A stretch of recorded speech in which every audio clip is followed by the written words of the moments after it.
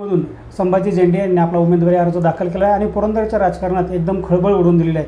खरं तर संभाजी झेंडे हे महाविकास आघाडीचे कार्यकर्ते होते किंवा शरद पवारांचे कार्यकर्ते होते, मात्र त्यांनी अचानक राष्ट्रवादी काँग्रेस अजित पवार गटाकडून उमेदवारी दाखल केलेली आहे।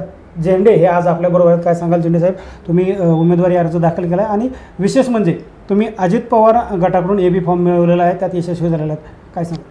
मिळवलेला आहे असं म्हणण्यापेक्षा मी अजित पवार साहेबांच्या संपर्कामध्ये गेल्या महिनाभरापासून होतो आणि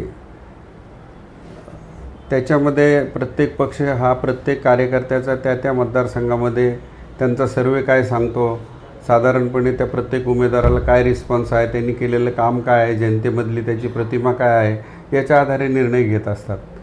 आणि अजितदादा पवार साहेब हे स्वतः उपमुख्यमंत्री आहेत, त्यांचा पक्ष ते चालवत आहेत एवढे वर्ष आणि त्याच्यानंतर त्यांनी जो काही सर्वे केलेला होता त्याच्या आधारे म्हणा किंवा मी त्यांच्याशी रॅपो ठेवून होतो, माझ्या कामाची बाबतची माहिती दिलेली होती आणि त्याच्या आधारे त्यांनी हा विचारपूर्वक निर्णय घेतलेला दिसतो आणि महायुतीच्या वतीनं मला एबी फॉर्म राष्ट्रवादी काँग्रेसच्या घड्याळ्या चिन्हासाठी मिळालेला आहे। त्याप्रमाणे मी अर्ज दाखल परवाच केलेला आहे। खरं तर लोकसभेच्या निवडणुकीच्या वेळेस तुम्ही सुप्रिया सुळेंचं एक चांगल्या पद्धतीनं काम केलं होतं। सुप्रिया सुळेंना पुरंदरमधून मोठी आघाडी मिळवून दिली होती, त्यामुळं आघाडीमध्ये तुमचा चांगलं संपर्क होता, लोकांशी संपर्क होता, मात्र आता अचानक तुम्ही महायुतीकडे आलेला आहात, याचा काही परिणाम जाणवतो आहे का? नाही, महाविकास आघाडीबरोबर आम्ही लोकसभेला काम केलं हे म्हणणं बरोबर आहे आणि आजही पुरंदर तालुक्यातल्या किंवा स्वतःचंही सगळ्या लोकांचं मत आहे की शेवटी पवारसाहेब हे सर्वांचे मार्गदर्शक आहेत, ज्येष्ठ नेते आहेत, महाराष्ट्राचे मार्गदर्शक नव्हे तर देशातील बऱ्याच विषयामध्ये देशाला मार्गदर्शन करणारं ते नेतृत्व आहे। त्यांच्यासोबत काम करण्यास कोणालाही आनंदच वाटेल। पण काही घटना अशा घडत गेल्या की समजा पुरंदर विधानसभा सन्माननीय खासदार महोदया ह्या 8 तालुक्यांच्या खासदार आहेत तसं म्हटलं तर, कारण भोर, वेल्हा आणि मुळशी हे 3 तालुक्याचा मिळून एक मतदारसंघ होतो, ते 8 तालुक्याच्या खासदार आहेत आणि हा एक तालुका आहे त्यातला। आता आपला एक मतदारसंघ आहे, इथं काही जर भूमिका वेगळी घ्यावी लागली तर घटनेने प्रत्येकाला स्वातंत्र्य दिलेलं आहे की आपल्याला जर भूमिका वेगळी घ्यायची असेल तर आपल्याला भूमिका वेगळी घ्यायला हवी। खरं तर खूप प्रयत्न केला होता तुम्ही महाविकास आघाडीतून उमेदवारी अर्ज घेण्याचा किंवा उमेदवारी मिळवण्याचा। महाविकास आघाडीतील तुमच्या पक्षाचे काही लोक तुमच्याबरोबर येतील का? तुम्हाला कसं सहकार्य राहील त्यांचं काय?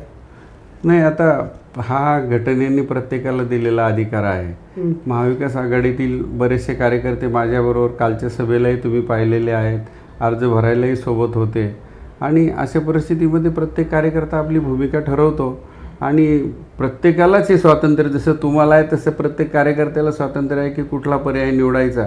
परंतु पुरंदर हवेलीची जनता ही आता गेले 15 वर्ष पाहते, मी तर म्हणेल की 15 वर्ष या तालुक्याला आमदाराविनाच तालुका आहे, अशी एक प्रकारची परिस्थिती मला सर्वसामान्य मतदारांच्याकडून ऐकायला मिळालेली आहे। म्हणजे प्रतिनिधी आहे पण प्रतिनिधित्व नाही आहे, अशा प्रकारची परिस्थिती ह्या पुरंदर हवेलीची झालेली आहे। त्यामुळं मला अशी खात्री आहे की सुज्ञ मतदार योग्य असा निर्णय घेतील। खरं तर पाठीमागच्या 5 वर्षामध्ये देखील तुम्ही आमदार संजय जगताप यांच्याबरोबर होता। आमदार संजय जगताप यांच्या कामाची पद्धत किंवा त्यांनी कुठं राष्ट्रवादी काँग्रेसवर अन्याय केलेला असं आढळलं की किंवा त्यांचा विकास कामामध्ये कुठं कमी पडलेत का? नाही, आता मी कुठल्याही प्रकारे व्यक्तिगत चिखलफेक करण्याच्या विषयात न जाणारा माणूस आहे किंवा व्यक्तिगत चिखलफेक करत नाही, पण तुम्ही याच्याबाबत जनतेचीच मतं आजमावली तर तुम्हाला हे निश्चित कळून येईल की निश्चितपणे मागच्या 5 वर्षामध्ये काय काम झालं, काय व्हायला हवं होतं, कार्यकर्त्यांना आमदार या नात्याने त्यांच्याकडून काय रिस्पॉन्स मिळाला, दोन्ही पक्षातील असेल किंवा मित्रपक्ष तर 3 होते नंतर, ह्या पक्षातल्या कार्यकर्त्यांना जनतेला काय अनुभव आला, काय रिस्पॉन्स मिळाला आमदार या पदाकडून, हे तुम्ही जनतेलाच विचारलेलं बरं। कारण मी एकटा बोललो तर ते पूर्वग्रह दूषित मी बोलतो आहे असं त्याचा अर्थ लावला जाईल, म्हणून ही प्रतिक्रिया लोकांच्याकडूनच आपण घेतलेली बरी आणि ती खरी प्रतिक्रिया लोकांची मिळेल तुम्हाला। खरं तर महायुतीमधून विजय शिवतरे यांनी देखील आपला उमेदवारी अर्ज दाखल केला। महायुतीचा जो घटक पक्ष आहे शिवसेनेचा एबी फॉर्म देखील त्यांनी आपल्या अर्जाबरोबर जोडला आहे आणि महायुतीमध्ये कुठं कोण माघार घेईल का मैत्रीपूर्ण लढत पाहायला मिळेल, काय सांगाल? नाही, आता माघार घेण्याचा मी तरी प्रश्न उद्भवत नाही आणि त्यांच्याबाबत मी सांगणं अयोग्य होईल, पण मी फॉर्म भरलेला आहे, माझा एबी फॉर्म त्याला जोडलेला आहे आणि रितसररित्या दिलेल्या निवडणूक आयोगाने दिलेल्या मुदतीत हे सगळं माझा स्वतःचा फॉर्म असेल, त्याच्यासोबतचा ॲफिडेविट असेल, त्याच्यासोबतचा AB फॉर्म असेल, हे मुदतीत मी दाखल केले. त्याच्यामुळे मागं घेण्याचा प्रश्नच उद्भवत नाही. खरं तर तुम्ही आता एवढ्या मोठ्या निवडणुकीला सामोरे जात आहात, काय विजन असेल तुमचं पुरंदरच्या विकासासंदर्भात? हे पुरंदरच्या विकासामध्ये बोलायचं म्हटलं तर गुंजवणीच्या पाण्याचा प्रश्न आहे, ज्याच्याबद्दल फक्त चर्चा करूनच 15 वर्ष लोकांना झुलवत ठेवण्यात आलेलं आहे, गेले 15 वर्ष. तसंच विमानतळाचा प्रश्न आहे, त्याच्यात शेतकऱ्यांना कोणी विश्वासात घेत नाही, शेतकऱ्यांशी कोणी चर्चा करत नाही. शेतकऱ्यांची मतं जाणून घेणं फार महत्त्वाचं आहे, पण ते होत नाही. त्याच्यानंतर जसा नदीजोड प्रकल्प धुळ्यात झाला, तसा नालाजोड प्रकल्प इकडं होऊन वीर भागातून किंवा माहूर धरणाच्या खाली जे एक्स्ट्रा पाणी वायाला जातं आहे, ते पाणी आपण वरती मग तक्रारवाडी असो, खळद असो, खळदचा पूर्व भाग म्हणता येईल, किंवा MI शिवरी असो, ह्या भागामध्ये वाळून निळूज असो, या भागामध्ये पाणी नेता येईल का, किंवा हे पाणी जॅकवेल करून इकडं आणता येईल का, मोठे मोठे तळे करून, हा सुद्धा एक महत्त्वाचा प्रश्न आहे. जेजुरी MIDCमध्ये आज जवळपास 15,000 तरुणांना रोजगार मिळालेला आहे. आणखी एखादी फेज MIDCची करता येईल का, की ज्याच्यामध्ये कमीत कमी बागायत जमीन जाऊन, जिरायत जमिनी जास्त जाऊन MIDC जर उभी राहिली तर त्या माध्यमातून हजारो तरुणांना रोजगार मिळतो. अशा पद्धतीचे प्रयत्न, किंवा जी काही हुशार मुलं आहेत, मेरिटमधली मुलं आहेत, त्यांच्यासाठी स्पर्धा परीक्षांचं मार्गदर्शन केंद्र आपल्याला एखादं उभारता येईल का, तसा जरूर प्रयत्न सासवडला 1-2 संस्थांनी केलेला आहे. पण त्याचंच विस्तारीकरण करता येईल का तरुणांसाठी, हाही एक त्याच्यामध्ये विचार करण्यासारखा भाग आहे. खरं तर तुम्ही सनदी अधिकारी होता, फार मोठा प्रशासकीय अनुभव तुम्हाला आहे, आणि या अनुभवाचा काय फायदा पुरंदरच्या जनतेला यापुढे होईल काय? निश्चितपणेच आता गेले 5-7 वर्ष तुम्ही पाहताय की मी ज्या वेळेला प्रशासकीय काही अडचणी होत्या, ज्या कामामध्ये, त्या सोडवण्यामध्ये मीच माझी पाठ थोपटून घेणार नाही, पण हे जनतेने पाहिलेलं आहे. आणि मी सोशल मीडियावरती त्या मिटिंगांच्या फोटोसकट, त्या झालेल्या कामांच्या सकट टाकलेला आहे.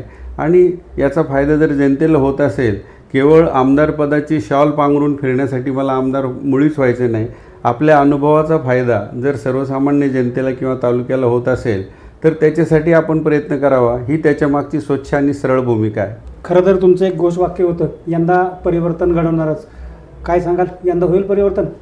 नाही, परिवर्तन नक्कीच होणार आहे. कारण लोक सध्याच्या सिस्टमला किंवा मागच्या 15 वर्षामध्ये त्यांनी जो काय खेळखंडोबा केलेला आहे या दोनही उमेदवारांनी, म्हणजे जनतेला सारासार खोटं बोलण्याचा किंवा खोटी अभिवचनं देण्याचा, कोणी सांगितलं की मी स्वतःच्या खर्चानेच गुंजवणी पूर्ण करतो, कोणी सांगितलं आता पाण्याचं जलपूजन मी पालखी तळावर करणार, अशा प्रकारचे अनेक प्रकारच्या गोष्टी आहेत की जे त्यांच्या तोंडूनच आलेले आहेत. म्हणजे मी टीका करण्याच्या विरोधात आहे हे मी स्पष्टपणे सांगितलं, पण त्यांच्या स्वतःचेच व्हिडिओ त्यांना लोकांनी ऐकवाव्यात, एवढीच मी जनतेला विनंती करतो.